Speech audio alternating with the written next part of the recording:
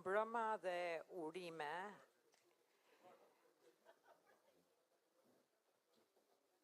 Ditën e parë të bashkimit të Partisë Demokratike Konservatore.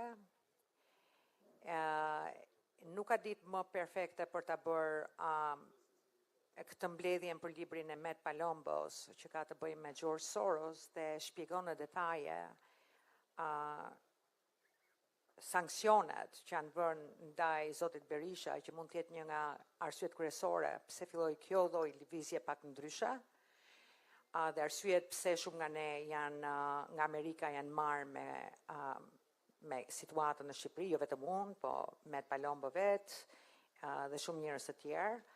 Por me që kjo ishte një ditë me fitore shumë të madhe, and I'm sure Matt will understand if I give the mic vetëm për 2 minuta zotit Berisha, na drejtohet të tërëve, sepse kjo është një ditë shumë e veçantë për të gjithë ne.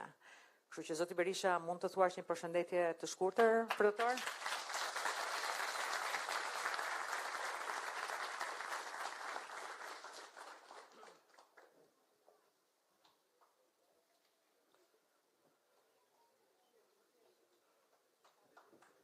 Të dashur miq, i dashur zoti Met Palombo, zonja Kokolari. Jemi sot këtu për promovimin e një libri në shumë plane të jashtëzakonshëm. I jashtëzakonshëm është libri i Met Palombos kushtuar njeriut prapa perdes George Soros, sepse me një shpejtësi trufeshme, ky libër ka zënë vendin e parë si bestseller politik në tregun më të madh të librave në botë. Kështu që në këtë aspekt ne themi vetëm një të vërtetë tashmë të konfirmuar. I jashtëzakonshëm sepse personazhi kryesor që i ushtrohet libri, George Soros, është dhe ai një person i jashtëzakonshëm sot, mbasi në planetin ton, jashtë politikës, nuk ka njeri më të fuqishëm në politikë se sa atë.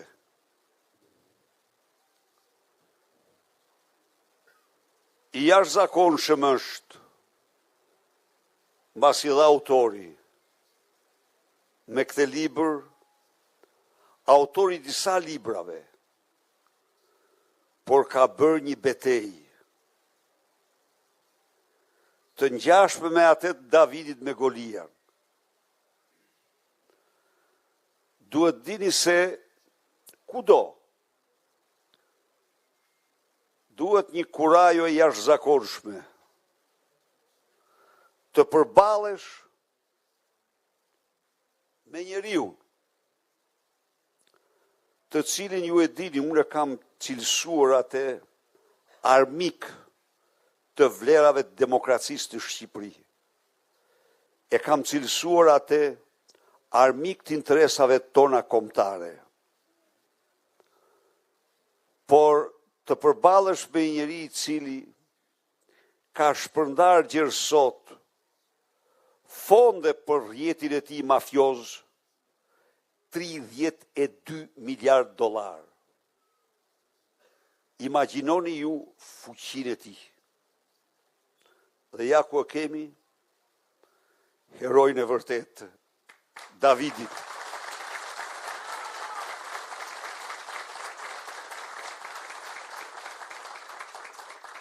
George Soros është një multimiliardier si asnjë tjetër në planet. Multimiliardier ka plot. filantropist ka plot, por ai është i vetmi që është gjakpir si vërtet dhe shpallet si filantropist. Po pse doni të thoni ju e quaj atë shushunj, mega shushunj?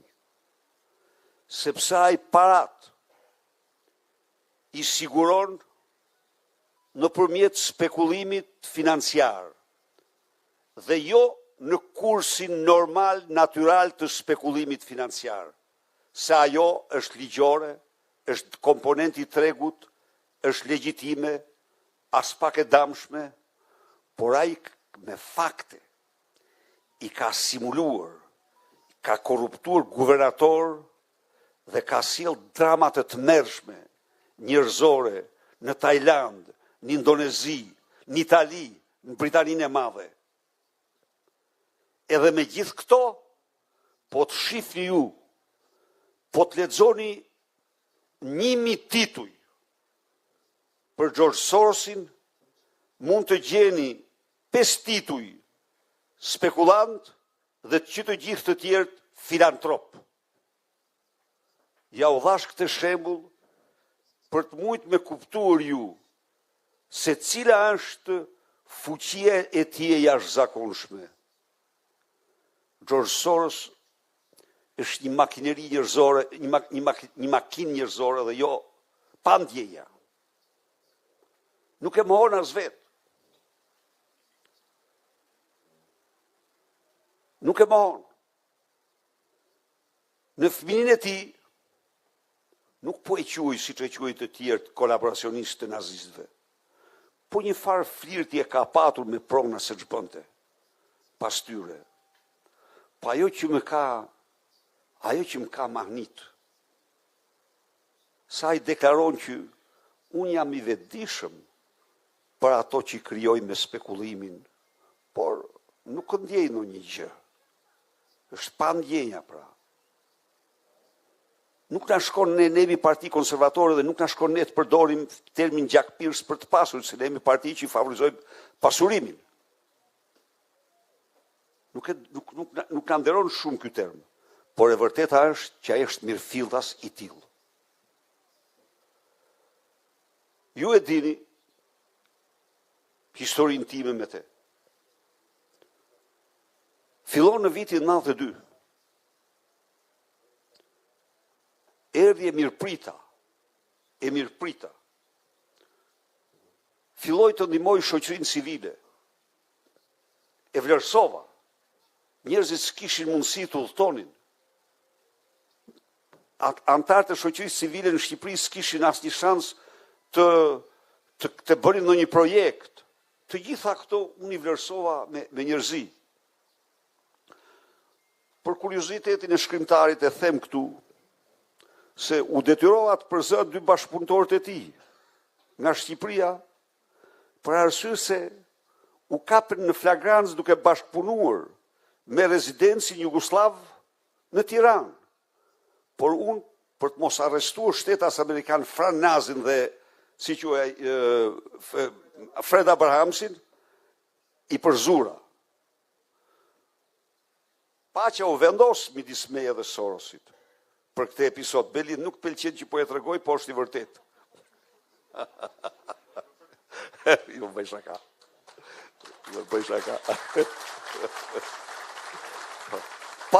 Paqja u vendos midis nesh.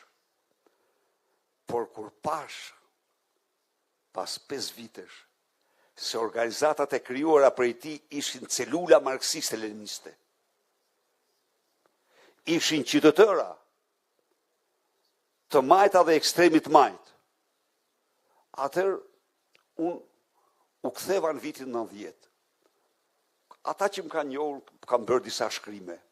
Dhe në ato shkrime, një nga gjërat që kërkoja më shumë, se unë vetë isha kardiolog, por nga që shifja se në Europën lindore shoqëria civile kishte luajtur rol shumë të rëndësishëm, kërkoj një nga kërkesat themelore që në parlament kaloj një ligj dhe të jepet pavarësi organizatave të shoqërisë civile. Se ne ishim të gjitha të varura në ministrit. Çfarë ishim? Ishim monizëm.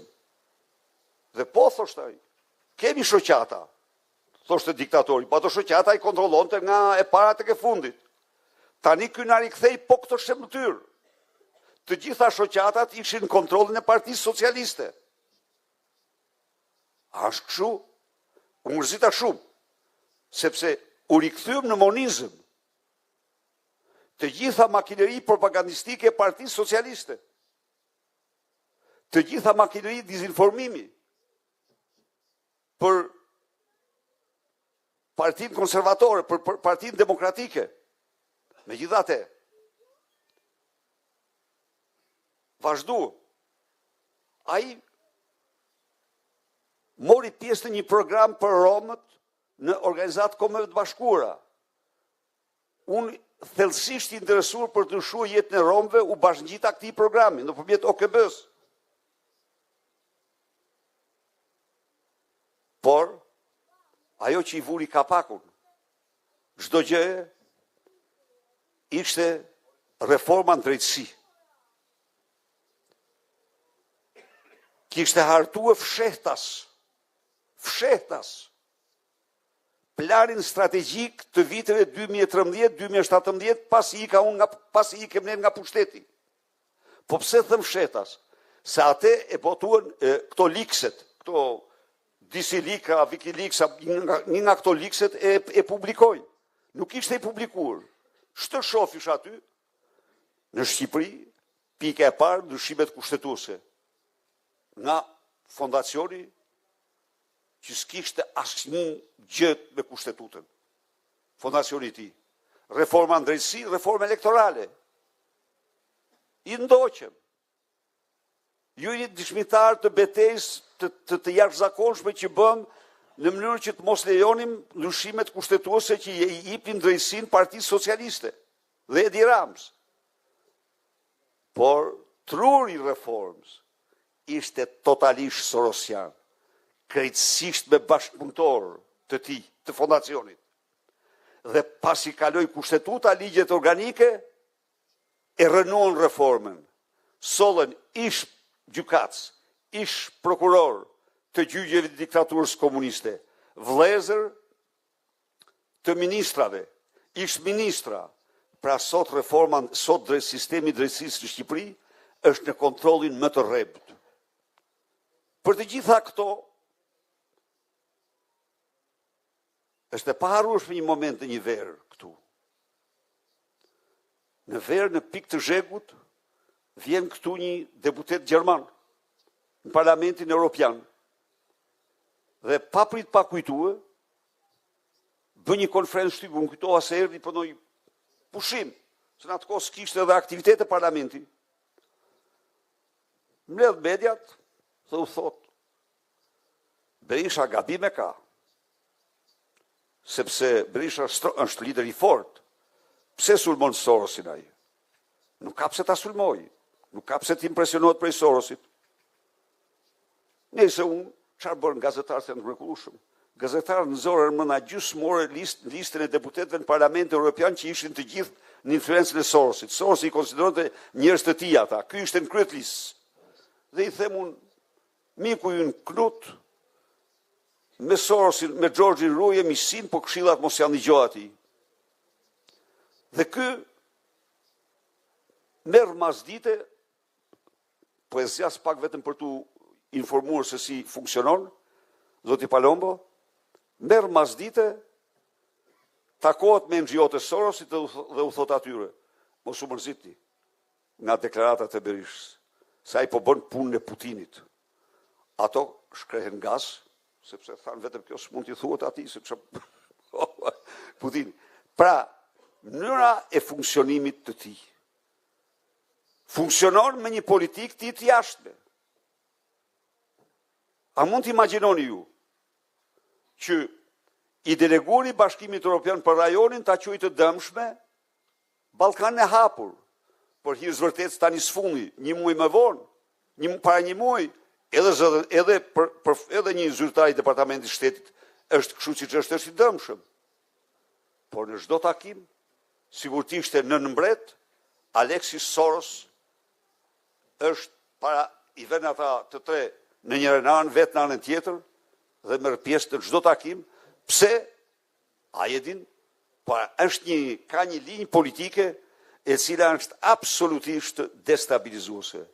Për ta mbyllur miqtë e mi, George Soros ka edhe ideologjinë e tij. Filozofinë e tij, apo ideologjia dhe filozofia e tij është ajo e hipokrizisë. E hipokrizisë të ngritur në sistem. Çfarë thot? Shoqëria e hapur. Shumë mirë. Po e marrim këtë. Po nga ana tjetër, çfarë predikoi? Spastrim të pastër etnik në veriun e Kosovës dhe vendosje kufi mbi linja të pastra etnike. Unë ja u them ju që kur është shkruar Kosova, kam përdorur të gjitha autoritetin tim moral për liri dhe drejtat e serbëve në Kosovë. Absolutisht. Kam punuar me përkushtimin më të madh me autoritetet e Kosovës për garantimin e atyre lirive. Dhe siç e dini, nga fondet e buxhetit të shtetit kam investuar në komuna, qeveria ka investuar në projekte në komunat me predominim serb. Kurse ky tani, pas 20 vitesh, ky që propagandon shoqërinë e hapur, u bë promotor kryesor i vendosjes kufive të pastër sipas linjave etnike. U mërzita, sigurisht u dëshprova kur pash këtë hipokrizi të jashtëzakonshme të tij. Ndaj dhe filozofia e tij ka marrë përfundimin që është filozofia e hipokrizisë. Në këtë kontekst, shpreh mirënjohjen më të thellë për zotin Mat Palombo, për këtë libër të jashtëzakonshëm që i ka dhuruar publikut botëror, amerikan dhe botëror, dhe jam i bindur që në Shqipëri, e cila mund të quhet pa asnjë hezitim Republika e George Sorosit, me në krye e Edi Ramen dhe ose me në krye vetë atë, do ketë një audiencë shumë të gjerë, një interes shumë të madh. Faleminderit shumë.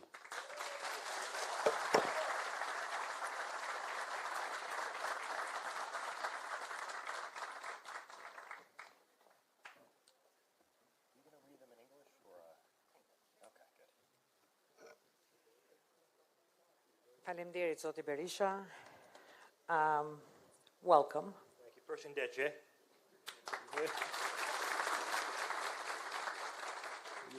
You've just witnessed 5% of my Albanian vocabulary so far, but I'm working very hard at it.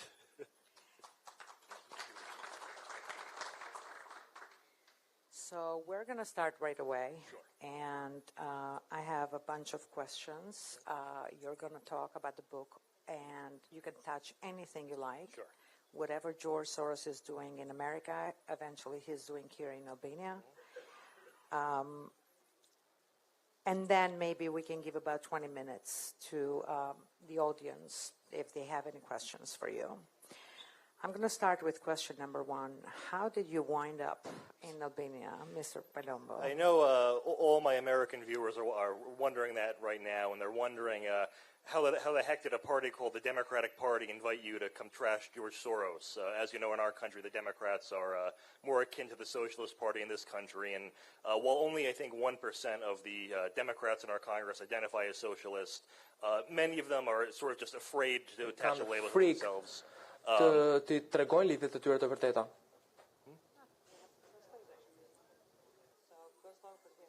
Oh, okay, yes. So as I was saying, only about, I think, 1% of our Congress people identify as socialist, but a sort of cultural Marxism has permeated our government. Is there anyone who cannot hear the translation? No. All right.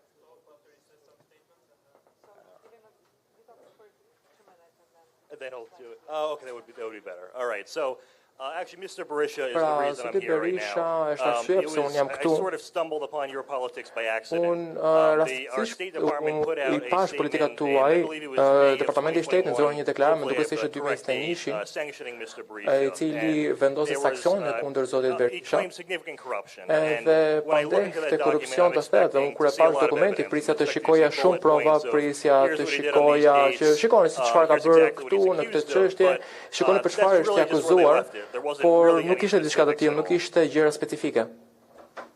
So I just had the obvious question of Kështu që why unë now? parashtrova pyetjen e Many of these qartë që pse tani allegations shumë prej këtyre were over a pretendimeve decade ago, when ishin Barack Obama was parashtruar president. para 10 vitesh kur I Barack thought, Obama well, ishte if there's any presidenti legitimacy to these allegations, dhe nuk e dija nëse kishte surely legitimitet Barack për këto Obama would have akuza, done sigurisht something që then. So zoti it Obama was, kishte për të bërë diçka. more or less a tip-off that Pra, there was something, some Kjo malarkey tregoi here as që Joe Biden was kishte calling diçka it. gjëra këtu që nuk shkonte. Okej, kam iden që është më mirë ta shumica këtu kuptojnë anglisht, nuk kuptojnë anglisht, atëherë duhet flasimet për 2-3 minuta dhe ndoshta pastaj të flasi për kthyesi është gjë më pozitive, domethënë ndërpret pak mendimin e folësit, por kam iden që është gjë më e mirë. So you're going to talk about 2-3 minutes and then he can talk right after you. Okay. Go ahead. All right, so where was I? All right, so I found the State Department statement Në rregull, just a bit curious. I couldn't really understand what the exact allegations were, so I thought they would just be worth looking into. And a writer at the Washington Times tipped me off to the fact that there could be some Soros involvement here. The man responsible for these sanctions is a guy named Antony Blinken. He's our Secretary of State. And a lot of links to Soros. He obviously publicly denies this, as anyone would, but it's really undeniable the extent of these links. So his parents are very heavily invested with Soros. If you look at the Open Society Foundation, Soros's foundation, they issue annual reports, and it almost reads like a corporate annual report, where at the beginning they have a list of all their important figures, and they're presumably listed in order of importance. Antony Blinken's parents are the second people listed in that document. So, you know, the parents of the man who sanctioned your former president. Not only that, Soros has a university in Hungary called Central European University. This is actually part of a whole network of colleges that aim to push this Soros agenda. There is a library at this college named after Antony Blinken's parents. Again, a very significant connection. Now, the source that Antony Blinken used for these allegations of corruption, which, as I've said multiple times, not a single thing of here's what he did, here's when it was, how it worked, is a group called the East-West Management Institute. It was founded by George Soros and a woman who, name I've apparently been mispronouncing this whole time, Delina Fizo. I can say that for you, Delina Fizo. That woman.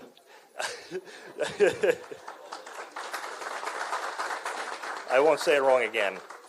As many of you, I'm sure, are aware, she was either engaged to or married to Panorama, depending on who you ask. It's a bit ambiguous how we don't know that, but maybe we'll get to the bottom of it.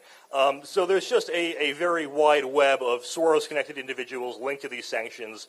All these people are against Mr. Berisha, and it came out of nowhere. Now, this also struck a man named Lee Zeldin as a bit odd. He's a representative from New York, I think the one state everyone knows in America. And during a hearing with Mr. Blinken, he started pressing on these sanctions. And where do these come from? Why now? What the heck is the evidence? You could tell Blinken really didn't want to answer the question. He was very quick to try to change the subject. And he gave a very politician's answer of, you know what, I really want to answer these questions, but you'll have to get to the State Department. We'll answer them after the hearing. I can't discuss them here. So what did Zeldin do? He reaches out to the State Department. I think it was between 3 and 6 months later they decided to get back to the guy. The report they give him is basically a repeat of the initial press statement announcing the sanctions. So Zeldin, again, he gets back to them, says, okay, but can we actually get some specifics? They'll told, okay, we'll get back to you again. It's been, I think we're coming on a year now, and they have not gotten a single response. So they really do not want us to know who is behind this, and because it would expose the whole thing as a fraud, truly. Përkthyesi do të flasi, ta shpjegoj apo është shumë e gjatë? Ka kufjet në rregull. Të gjithë mund të merrni kufje nëse doni ta dëgjoni në shqip, ata që se kuptojnë. Ndërkohë ne do vazhdojmë intervistën. Okej, në rregull.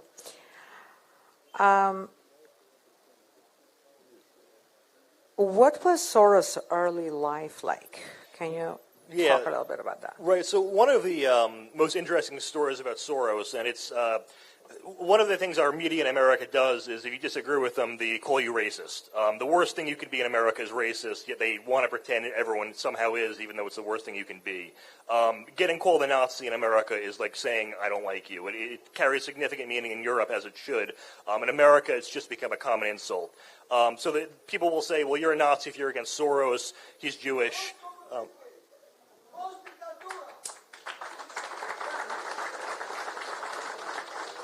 I'm not. I think I agree. I'm not sure though. Oh, I agree. Yes.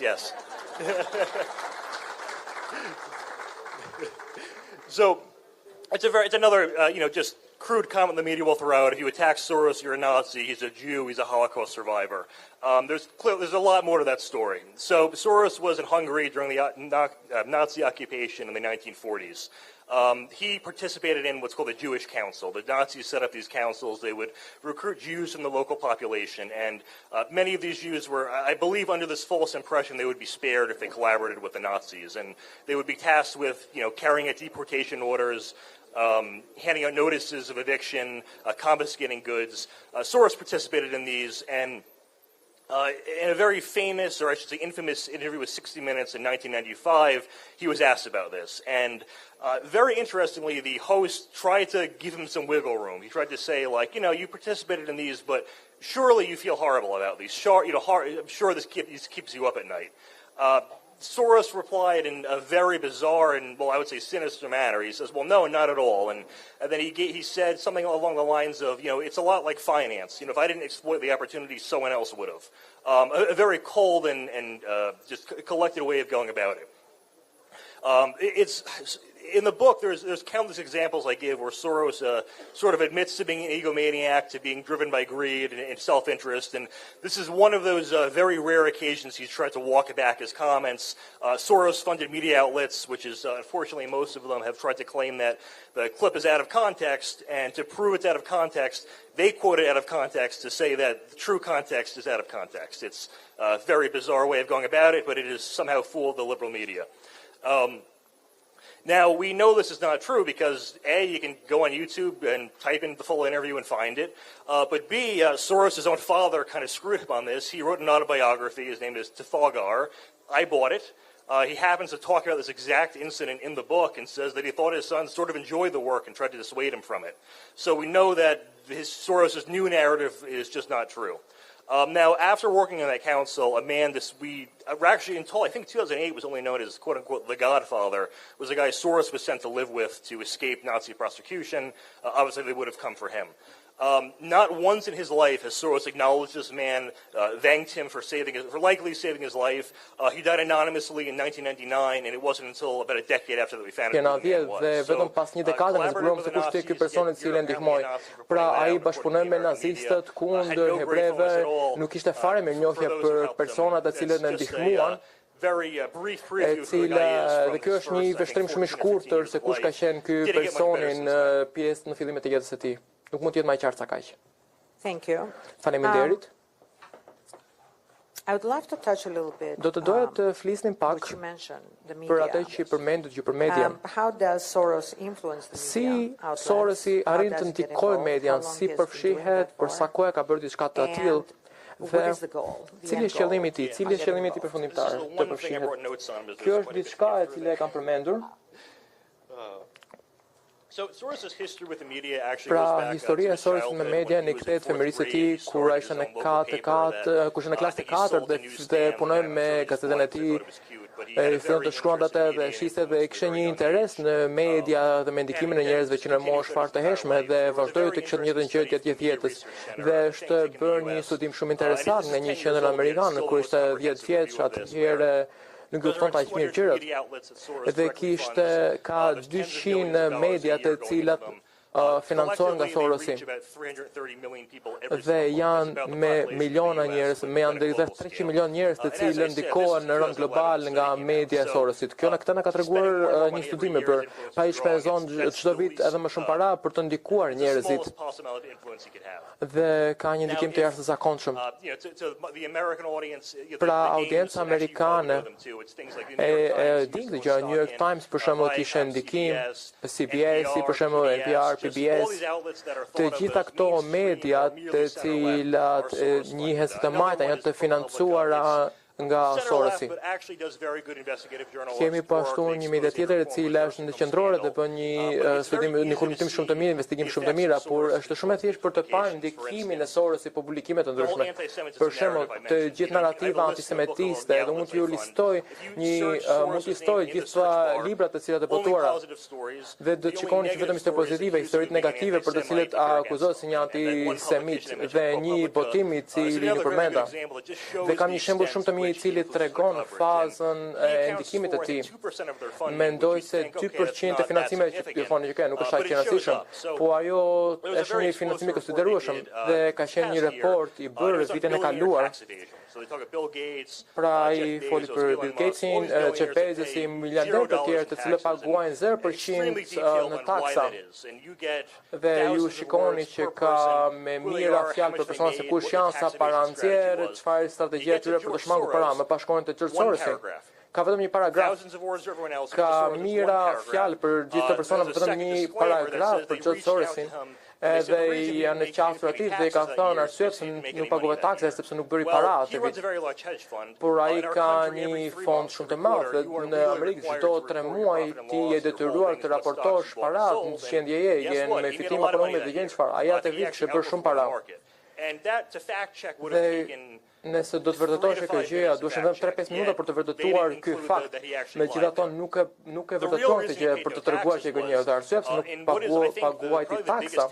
Dhe mendoj që një prej skemave më të mëdha të vjedhjes së taksave është gjatë viteve ishte skem prej 20 me 30 miliardë parash.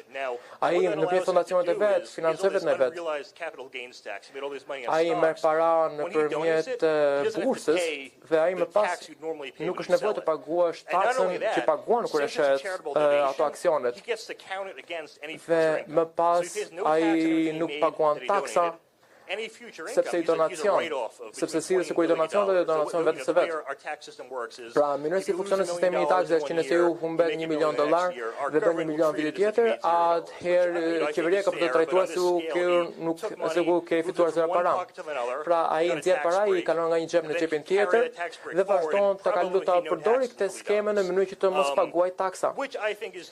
E cila mund duket diçka skandaloze, është ndoshta skema më e madhe për të shmangur taksime në shekullin më të madh. Ka plot gjëra të cilat mund të përmend këtu. Një prej gjërave të cilat i bëri njerëz të ndërgjegjshëm është se ai kishte një shfaqje në Fox News para ca vitesh në 2010, ai do të bënte një serial e cila do të ishte George Sorosi i bënte ca intervista shumë të mira, më duhet të them. Dhe në këto intervistat ai bënte shaka dhe thonte faleminderit që dole gjallë gjatë kësaj interviste gjatë këtyre shfaqjes. Dhe personat të cilët ishin pjesë të kësaj merrshin kërcenime, gjë që nuk kishin ndodhur më parë kundër raportimeve që ishin bërë kundër tij. Pra ishin kërcenime të ndryshme dhe botuesi i tyre ishte i friksuar. Megjithatë ai është shumë i ndërgjegjshëm se kush është duke kritikuar në cilën fazë është duke kritikuar. Dhe se ai ka një ndikim të jashtëzakonshëm. Dhe po ashtu ka pasojë shumë të mëdha me narrativën të cilën ai përdor. Një prej narrativave më të famshme në Amerikë është lidhur me kulturën marksiste. Është narrativa që çdo gjë është raciste. Nuk e di nëse keni ju këtë mënyrë, ju mund të klikoni Google se çfarë thotë racist dhe menjëherë ka për t'ju jap fjalë dhe artikuj të ndryshëm të persona të cilët janë disa të majtë të cilët të çmentë se kanë shkruar dokumente të tilla. Edhe ai është duke i financuar të gjitha këto shkrimet lidhur me racizmin, po diçka e cila është marrë shumë seriozisht, është sepse ka institucione të cilat luftojnë racizmin, po kemi institucione të cilat janë raciste, kemi policin, ka pasur raste personësh policës të cilët kanë qelluar me armë zezagët dhe kjo është një rast e cila lidhet me racizmin dhe ne kemi statistika lidhur me këtë çështje dhe kemi parë raste të cilat vërtetojnë që janë më shumë persona të bardhë të cilat qelluan me armë nga policët, por megjithatë narrativa medias është ndryshe. Njerëzit mendojnë që është e vërtetë që policët janë duke I trajtuar ndryshe të bardhët nga të zi, por kjo nuk është e vërtetë. Dhe kjo është duke se një ndikim të madh, dhe ti nuk mund të kesh besim njerëzit që janë në vendin tonë, pasi janë ato persona të cilët janë duke gënjur për rregullin, për ligjin, sepse ato janë duke sjellë anarki. Dhe një grup ka një arsye dhe është financuar me $25 milion për të luftuar për qenë kundër policisë. Pas vdekjes së George Floyd, I cili u bë një lajm ndërkombëtar, shumë grupe të ndryshme të cilat financuan nga Sorosi fondet e policisë reduktuan buxhetimin për policitë. Nuk ka arsye për këtë gjë. Nëse ju besoni se policia është raciste, nuk keni për arsye për të paguar më pak, sepse kjo nuk ka për të rregulluar ndonjë gjë, por përdos një mënyrë për të financuar një institucion më të rëndësishme. Shumë gjëra nuk e dinë, por ne punësojmë rreth 30% më pak policët që punësojnë ato në Europë. Shumë persona e përgjithësuan edhe më tej departamentin e policisë. Dhe shumë prej qyteteve në kryesore pam që kishim një rritje të krimeve, të vrasjeve, dhe filluan t'ia vënë fajin pandemisë, po ne kishim parë që kjo gjë nuk shëlqen pandeminë. Kishte financuar gjykatësit të ndryshëm të vendeve në disa bashki të caktuara që kishin me disa miliona njerëz. Ai financonte ato dhe shikoni se çfarë ligjesh do të zbatonin, ishin ato që për cilët përcaktonin dënimet edhe ato punonin për Sorosi dhe me një masë sipas dëshirës së tij. Ne nuk keni për të kaluar një ligj. Dhe nëse thonë nuk dua që zbatohet ky ligj, ju thjesht mbyllni një sy dhe thonë që nuk do të zbatohet ky ligj. Në San Francisco, një i cili dikur ka qenë një qytet shumë I bukur, e kanë kthyer. Pra aty nëse ti vjet diçka e cili vlen më pak sa $999 është diçka që nuk është një krim shumë I mirë, pra ti shon në burg për një vit të tillë mund të marrësh një job e cila ka vlerë më të ulët se sa ajo gjë që ti ke vjedhur. Pra mund të thonë ti mund të vjedhni $1,000 benzinë dhe për atë krim që ke bërë ti do të paguash një job për $50 dhe kështu mund ta nxjerrësh para. Pra ti mund të shkosh të dalësh jashtë, të vjedhësh para, të largohesh, t'ia shesin edhe me gjysmën e çmimit, paguash gjomën dhe pastaj të nxjerrësh para. Dhe ka shkuar në atë pikë dhe është diçka absurde ku janë ulur është ulur numri I personave të cilat vjen dyqanet dhe jo sepse nuk ka më vjedhje për dyqane, po sepse nuk ka raportime, nuk ka persona të cilët raportojnë raste të tilla dhe ka plot biznes të cilat janë duke falimentuar dhe më pas e kthejnë narrativ tjetër dhe thonë, "Oh jo, ne nuk duam të merrem me njerëz të varfër", apo thonë që njerëzit vjedhin sepse janë të uritur, kjo është arsye vetëm të vjedhin. Dhe kjo mund të vërtetë të fshura, por nuk është e vërtetë kur ti je duke vjedhur gjëra të cilat nuk janë mjet e luksit dhe nuk janë gjëra të nevojshme. Por kjo është ajo që është duke ndodhur dhe është duke ndodhur në gjithë qytetet të mëdha. Dhe një prej arsyeve që dinë që është e keqe sepse shumë pak qytetarët amerikanë janë politikanët të tyre dhe kjo është diçka e turpshme, edhe pse kryebashkiaku ka një numër minimal përfaqësuesi të gjithë këto persona të gjyqësorit, kanë një emër dhe nuk e dinë amerikanët se kush janë ato.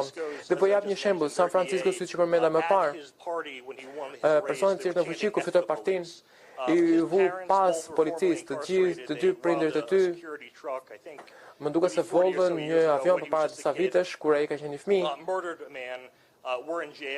U burgosën.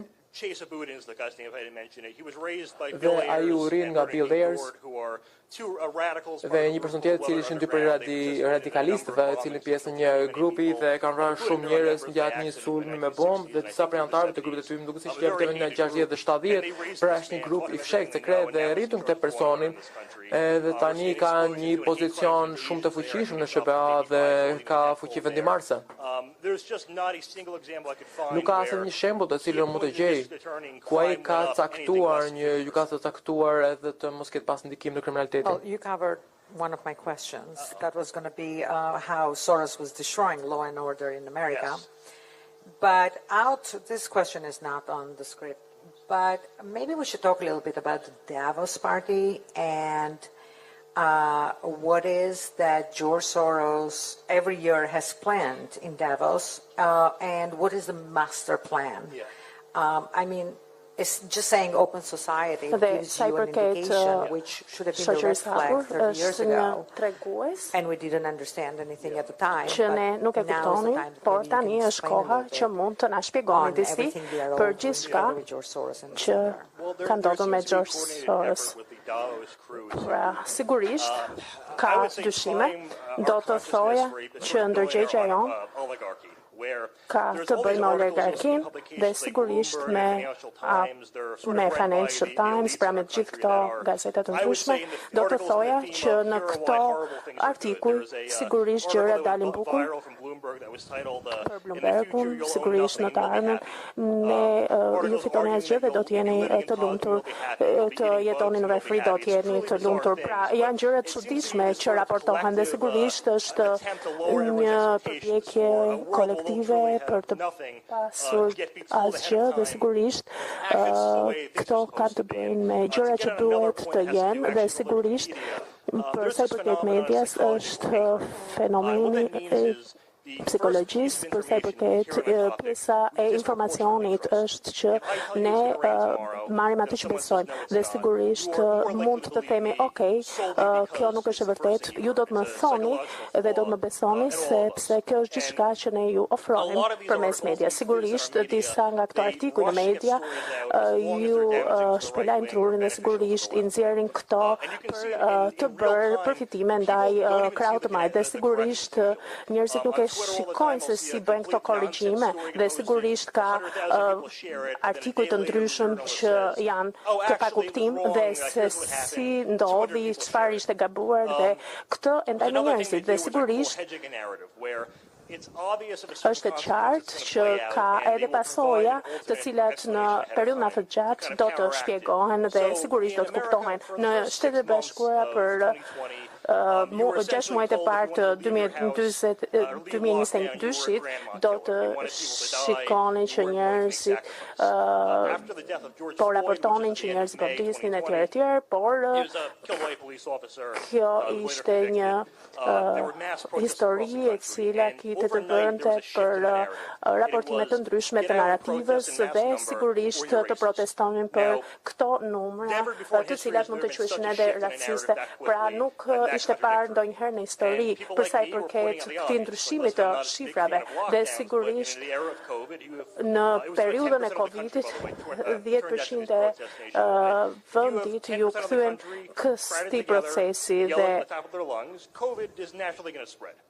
mund të thuaj që Covidi nuk do të shpërndajë asnjëherë. Dhe sigurisht kjo ndodhi 2 javë përpara dhe kjo ndodhi kur media vendosin arkiva të cilë si rastet e Covidit mund të rritheshin, por ekspertët thonin që kjo është e pamundur dhe ky ishte shpjegimi për rritjen e rasteve apo raste të cilat kishin ulje mund të friksoni njerëzit dhe sigurisht ishte ai abuzimi me shifrat se sa e pabesueshme ishte që ti bëni njerëzit të besonin në mënyrën se si politika, si bëhen për shembull sallami e tjerë si prodhohen dhe njerëzit do të besonin, por nuk fokusohen në pjesën e efekteve apo pasojave që mund të shkaktojnë kancerin e tjerë. Kam punuar në media dhe shikoj se si shkruajnë këto artikuj, si bëhet narrativa, çdo politikan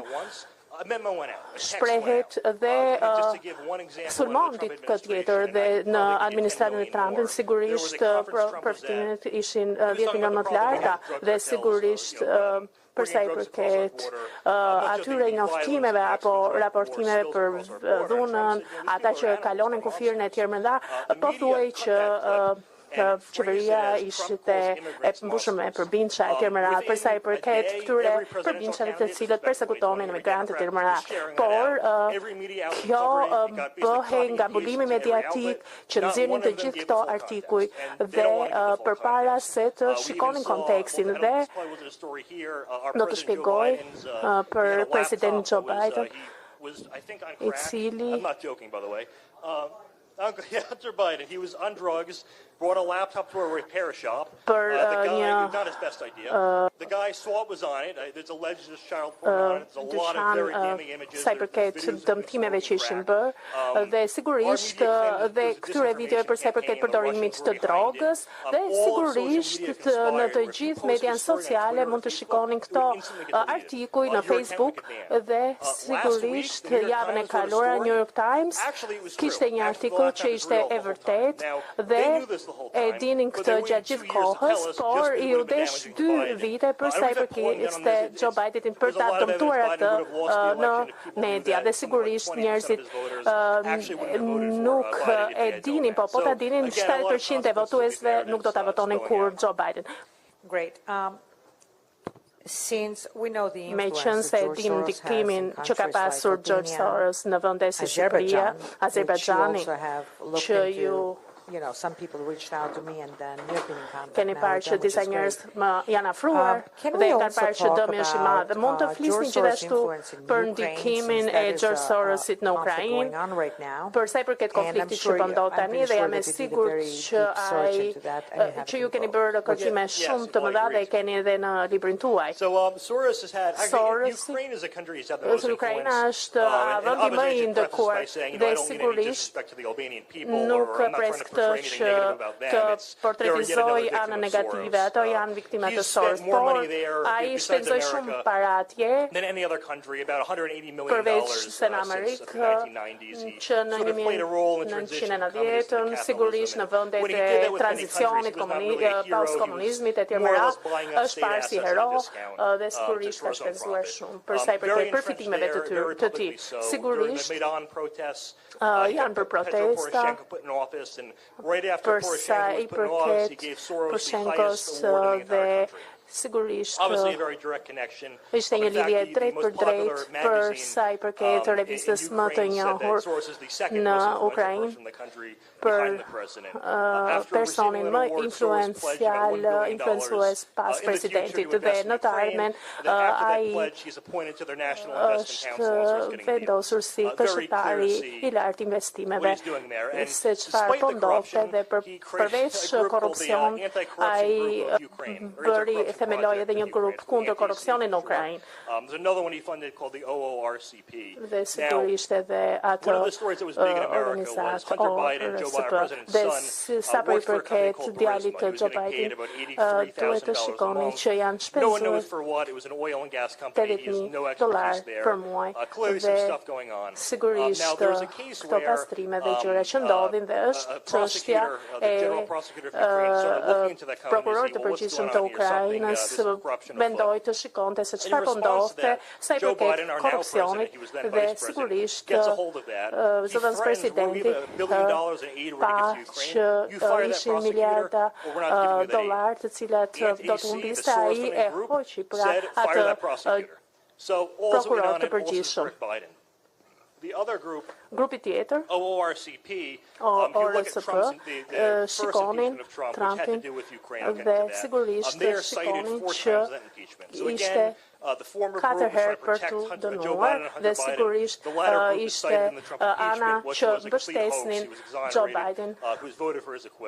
Now, the context of that impeachment was Trump called the president of Ukraine, Zelensky, and said, listen, or sorry, it's alleged, and this is never been proven, there's no evidence of this, but they said he threatened to withhold military aid to Ukraine if they did not look into what was going on with Berisha and Hunter Biden. Again, no evidence of this, and there's obviously the irony of they're accusing Trump of a quid pro quo, but he wanted him to look into a quid pro quo with Biden Biden shikon një pro and quo Khashoggi. për Bidenin dhe për marrëdhënien që ka pas ai, pra kjo është diçka e çuditshme. Thank you. I want to go back Faleminderit. to, Unë dua again, this të is not rikthehem from the dhe sërish script, kjo we're nuk gonna është have a skript, conversation. I want thjesht to për të focus a pasur little një bit diskutim. in, Unë do të fokusohemi pak matters of Albania. në çështjet që lidhen me Shqipërinë, në çështjet që kemi pasur këtu. Zoti Berisha përmendi How everything went down in Albania. shumicën prej mënyrës se si shkuan gjërat, se And rrotën by the way, gjërat. there is a group out Dhe me qira there, fjala I see the është guys, një and they are grup big këtu, shikoj, anti-Soros djem këtu, guys të that cilat do janë një grup i a madh great job, anti-Soros but dhe our janë duke biggest, bërë një punë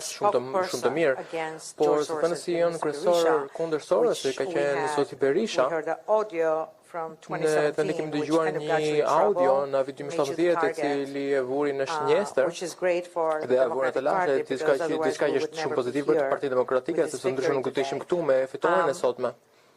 But you and me Megjithatë, had Alex ju Soros dhe unë kemi at the Alex Sorosin. hotel. Kishim And it kishim seems that para të në Alex hotel dhe Soros duket is se so Alex present in Sorosi Albania, and the ka thing një is, prani so kaq are we të now, madhe and we're gonna në keep pushing Shqipëri. back. Dhe ne duam që ta zbrapsim dhe ta largojmë nga Shqipëria. We're never going to be scared of speaking out. Ne asnjëherë nuk do kemi frikë të ngrejmë zërin e të flasim, sepse të dy e kemi përdorur që nëse ndodhi diçka ne jemi në rregull me këtë. Kjo është mënyra vetme për të vazhduar këtë betejë. Por Alex Sorosi, i cili kryen vizita të rregullta në Shqipëri, është diçka shqetësuese. Dhe ne dim që janë duke përpjekur për të shkatruar opozitën. Dhe kjo ka qenë lufta kundër zotit Berisha. George Soros është në një moshë të caktuar. May go any day. Dhe mund të largohen nga kjo botë në çdo ditë, po çfarë ka pretenduar më vonë? Do të marrë më vonë pushtetin Alex Sorosi, si ka për të marrë pushtetin si është. Alex Sorosi ka për të marrë pushtetin dhe mënyrë ironike jetote në të njëjtin hotel ku jetoja dhe unë dhe do doja të takoja ti të jepja një libër. Nuk e di çka që shpresoja, po do doja që të ndodhte. Sigurisht që nuk isha interesuar. Gjithsesi, Sorosi kishte thënë që krijoi fondacionin e tij pas vdekjes së tij dhe ishte shqetësuar se Alex Sorosi do të largohej nga qëllimet e tij kryesore, po duket tani që djali i tij ka për të mbajtur rolin e tij dhe çka tillë është duke bërë. Dhe është ndjehet rehat me këtë gjë. Ndjehesh mirë rehatshëm. Ai ka bërë donacion me miliarda dollar. Po mendoj që një shumë e madhe donacioneve shumë e madhe se sa shpenzimeve që për fillimin e karrierës së tij. Pra janë duke dhënë më shumë para me kalimin e kohëve, pra vitet e fundit, dhe mendoj se çdo 2-3 muaj ai kryen vizita të rregullta. Dhe ka dëshirë të një problem me ndërhyrjet në zgjedhjet në SBA, se ka pas shumë ndikim se ka shumë miliarder në SBA dhe prandaj kemi probleme të ndryshme. Në një vend, pastaj në një vend me 3 milion njerëz është shumë e lehtë për të ndikuar njerëzit për të hedhur para që të blerë zgjedhjet. Edhe prandaj është një situatë të çështë sot, pra ai është duke përpjekur të luftojë personat dhe të korruptojë njerëzit. Dhe si një pyetje përfundimtare, cila mendoni se është agjenda e Sorosit për emigrinin dhe për Bashkimin Evropian, se mund të flisni për këtë? Ai është pro kufijtë të hapura. Amerika gjithmonë ka lejuar një numër të madh emigrantësh, por gjithmonë kishim një proces filtrimi. Përpara se të vishin njerëzit, ne donim të shikonin se kush ishin ata. Dhe ka disa pjesë të historisë, por megjithatë ne i filtrojmë ata. Nuk kemi një migrim të hapur për të kërkuar dhe ne do të shikoshin se ishin radikal, personat që nuk përshtateshin dhe nuk ndanin të njëjta të vlera me ne. Ishte një emigrim kontrolluar, dhe ishte një proces i cili zgjat me vite, personat që do të amerikanizoheshin. Modeli i ri me mënyra e emigrimit për të majtë, do të thotë që është politika e është të ndajë njerëz, duan që të vinë sa më shumë njerëz të jetë mundur. Ata nuk duan një identitet koherent amerikan. Dhe duhet të them që kjo ka ndikim shumë të rëndë destabilizues, sepse dim besimin e njerëzve në anën perëndimore, dim besimin e njerëzve te qeveria dhe mbështetjen e qeverisë, dhe kjo i jep njerëzve të tillë edhe ndikon dhe jep më shumë ndikim qeverisë dhe në këtë mënyrë qeveria mund të ketë ndikim më të madh me njerëzit. Pyetja e fundit përpara sa të japim fjalën publikut për disa pyetje, cili është libri i jashtëm, çfarë plani keni? Në fakt planifikoj 2 libra. dhe cilë kam përpasur informacion se ky I pari. Phenomenon in America called fact checkers. Ne kemi persona të cilët kontrollojnë faktet në Amerikë, por në fakt bëjnë gjithçka tjetër përveç se kontrollojnë faktet. Dhe ky është arma e re me medias. Dhe janë duke punuar me kompani të mëdha teknologjie. Dhe çdo ditë kemi narrativ të re të cilat është dëmshme personi që është kundër Joe Biden, atëherë del dikush I cili punon me kontrollimin e fakteve dhe fiton miliona para. Ata le të themi bëjnë sikur kontrollojnë faktet, në kohë thjesht japin një opinion sepse janë kundër asaj deklaratës, është diçka që ne mund ta rrezojmë për ta 2 minuta për arsye pse këto janë kaq të shëshme sepse nuk është nevojë të thonë të vërtetën. Ata e lidhen me Twitterin dhe me arsye të ndryshme, dhe kur botohet diçka, atëherë kur botohet një artikull, atëherë ka për të kaluar çështjen e kontrollit të fakteve, dhe ky kontroll I faktet ka për tu bashkangjitur dhe ka për të thonë lëvizje, shikoj, mos ke besim tek ky dokument. Dhe ka qenë një histori absurde dhe një fenomen transgjener ku ka qenë një grua e cila ishte duke dëshmuar përpara gjykatës supreme. Ne dim që kemi gjyqtaren e parë dhe e cila pyeti një grua që çfarë është një grua. Dhe tha, unë nuk e di, unë kam një biologe.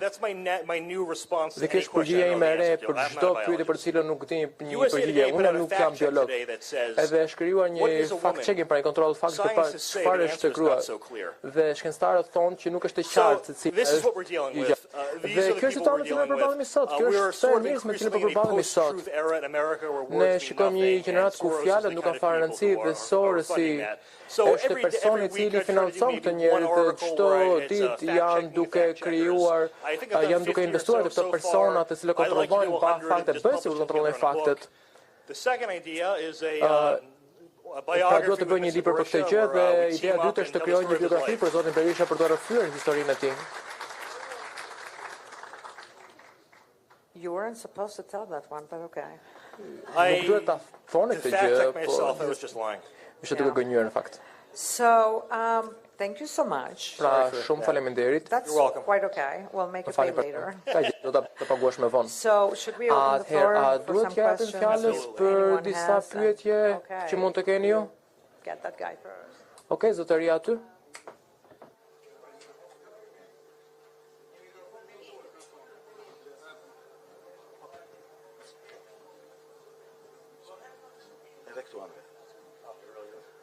Përshëndetje. Përshëndetje. Unë quhem Martin Goxhaj, avokat.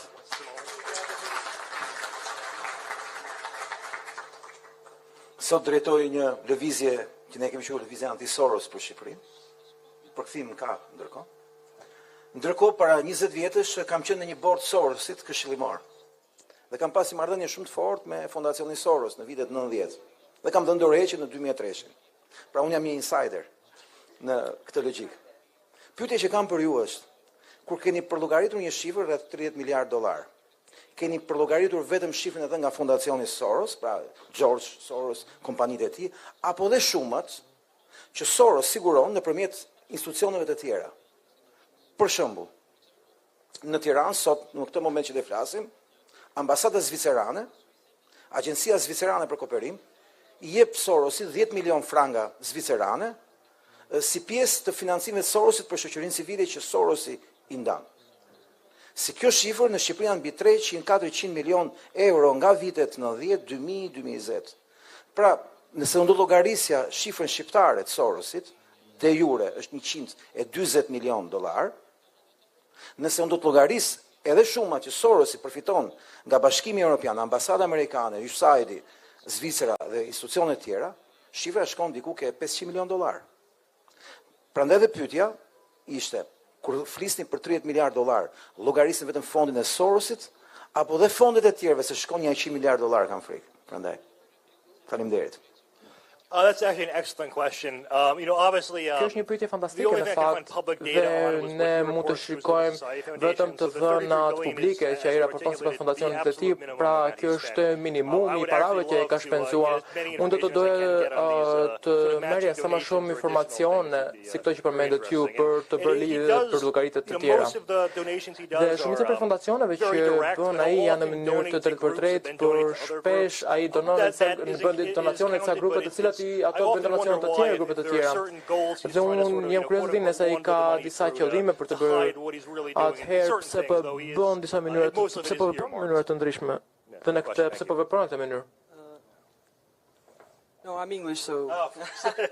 Unë do të flas në shqip, kështu që. Përshëndetje të gjithëve. Welcome, Matt. I want to thank you for all what you're doing here in Albania and shedding light upon who really George Soros is. So I had two questions. The first is, if you consider what is happening around the world, for example, when I say this, I mean the new world order, or what you're saying, what you were saying, you'll have nothing and you will be happy. Is George Soros in this movie just one of the main characters or one of the main actors, or is he a writer or the text writer or the I don't know, the one who has written the roles. You know what I mean? Is he a big head or just playing the role that he's commanded to do? Second question is this man doing it just for money, or is this something devilish after that behind that? Is some diabolic behind that? Thank you. Whenever there's two, I always remember the second one. Kur ka dy pyetje, mendoj vetëm, mbaj mend vetëm të dytën. I'm sorry, can you just repeat this? I apologize. I very rarely. Yes, I'm sorry. Si kushtova mendje pyetje. I'm sorry. Yes, that is a well, one of the things that interesting about the book is he's at times very open that he's, I said, an egomaniac driven by wealth and power. There was one interview I found where he's asked, ultimately, is it for the good of humanity or for yourself? And he seemed to indicate it's more for himself. A lot of these people who gravitate towards positions of power, and it's not just Soros, it's unfortunately a lot of times certain politicians, pushtetit, politikanëve, si George Sorosi, ndikimi, është diçka që jep anën psikologjike dhe sigurisht një me miliarda dollar do të jetë në pozicionin për të bërë gjithçka për thjesht duke ulur në zyrë dhe duke marrë me politikën. Pra, but it is also for money as well. Kjo bëhet edhe për para, sigurisht. Është një nga mitet e Sorosit që ndihmoi tranzicionin dhe solli kapitalizmin, por sigurisht kjo ka të bëjë me atë arsye që ndihmoi për të bërë përfitimet e tij. Sigurisht për sa i përket pjesës së librit që reflektoi. Mund bëjmë edhe një e fundit. This is the last question. Hi, welcome. And I'm a trans fan, you know. So I'm asking you.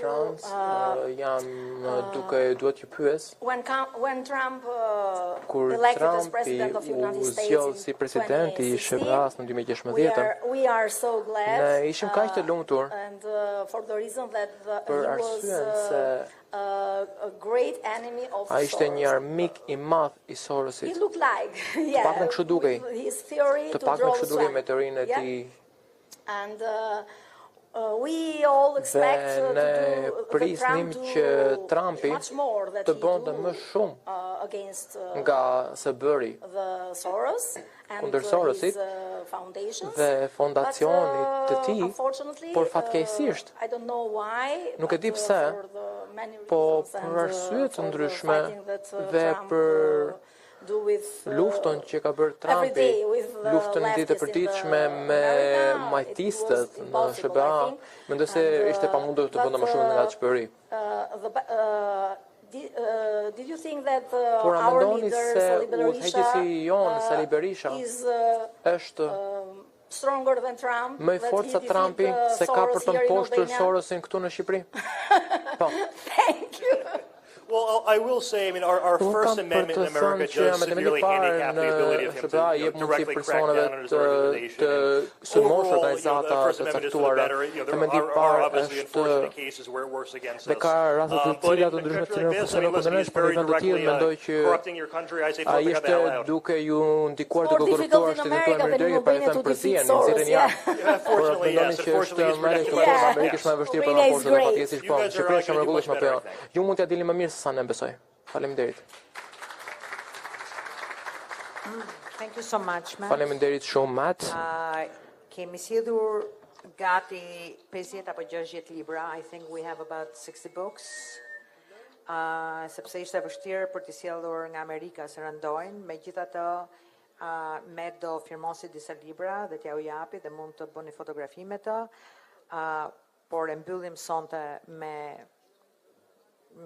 librat, kam iden, dhe uroj që të kemi fitore të tjera, sepse lufta jonë vërtet ka fituar sot. Po them që thot Lull Basha, po lufta jonë vërtet fillon sot. Dhe lufta jonë është me Edi Ramën, është me George Sorosin, dhe çdo njëri tjetër që vjen pas George Sorosit. Natën e mirë, shihemi neve për një tjetër.